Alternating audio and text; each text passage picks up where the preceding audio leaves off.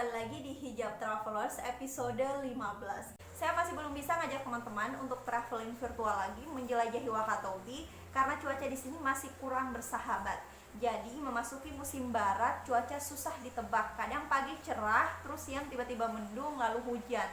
Belum lagi gelombang lautnya sedang tinggi-tingginya dan tidak memungkinkan untuk saya melintas ke pulau-pulau seberang. Sebenarnya hampir semua destinasi di daratan Pulau Tomia itu sudah saya kunjungi, terutama destinasi-destinasi yang saya rekomendasikan untuk teman-teman kunjungi ketika berwisata ke Wakatobi.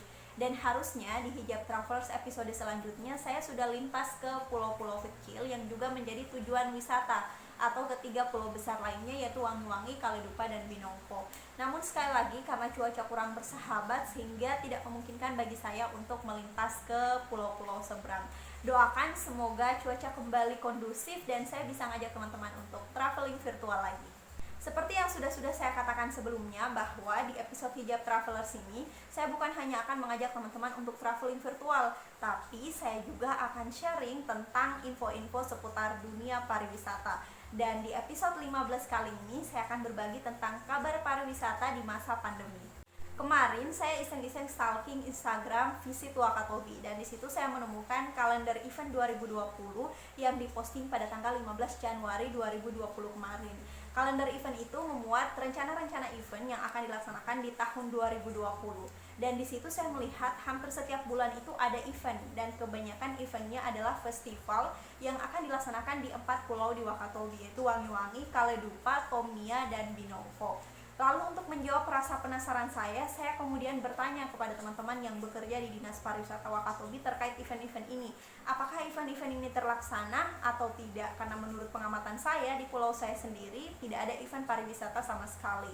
Dan mereka menjawab bahwa memang hampir semua event-event itu dibatalkan akibat pandemi COVID-19.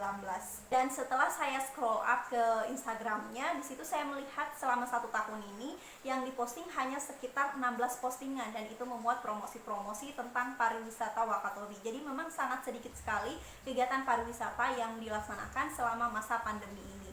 Seperti kita ketahui bersama bahwa salah satu sektor yang terdampak akibat pandemi COVID-19 adalah sektor pariwisata dan ini menimbulkan efek yang berantai mulai dari menurunnya kunjungan wisatawan, kemudian berefek pada destinasi-destinasi wisata yang tutup dan berefek juga kepada pelaku-pelaku usaha pariwisata yang terpaksa harus menutup usahanya akibat tidak adanya kunjungan wisatawan. Sebut saja di Pulau Tomia tempat saya tinggal, salah satu destinasi wisata unggulannya yaitu Wakatobi Dive Resort terpaksa harus tutup sampai akhir tahun dan baru akan kembali buka pada Januari 2021.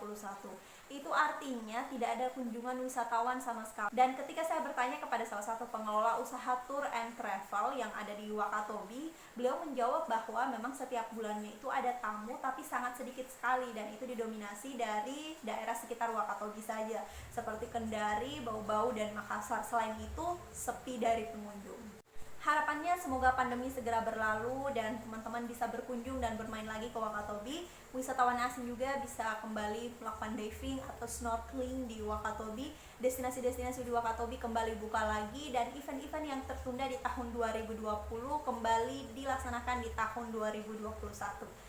Oke teman-teman, itu yang bisa saya sampaikan tentang kabar pariwisata Wakatobi selama masa pandemi. Mohon doanya semoga pariwisata kembali pulih lagi dan kita tidak sekedar traveling virtual lagi tapi traveling benaran. Terima kasih sudah menyaksikan Hijab Travelers episode 15. Jangan lupa untuk like, comment, share, dan subscribe. Komen juga di bawah teman-teman butuh info apa tentang dunia pariwisata. Sampai jumpa di Hijab Travelers episode selanjutnya.